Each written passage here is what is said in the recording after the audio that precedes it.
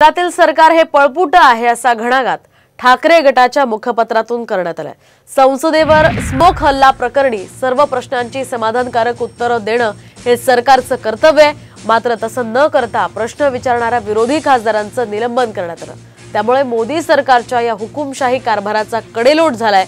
9 वर्षांपासून सुरू असलेल्या अघोषित आणीबाणीचा हा कळस आहे अशा शब्दात मुखपत्रातून मोदी सरकारवर टीका करण्यात आली आहे। दरम्यान या मुखपत्रातून नेमकी काय टीका करण्यात आली आपण पाहूयात ग्राफिक्सच्या माध्यमातून। संसदेवरील स्मोक हल्ला प्रकरणी सर्व प्रश्नांची समाधानकारक उत्तरे देणं हे सरकारचं कर्तव्य आहे। मात्र केंद्रातील पळपुट सरकार हे कर्तव्यापासून स्वतःही पळ काढतंय आणि विरोधी खासदारांचं निलंबन करून त्यांना त्यांचे कर्तव्य पार पाडण्यापासून रोखतंय।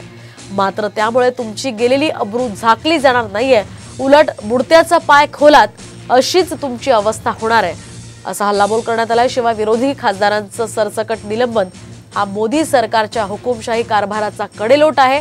9 वर्षांपासून असलेल्या अघोषित आणीबाणीचा कळस गाठण्यात आलाय असे टीकेचे बाण ठाकरे गटाच्या मुखपत्रातून सरकारवर सोडण्यात आले।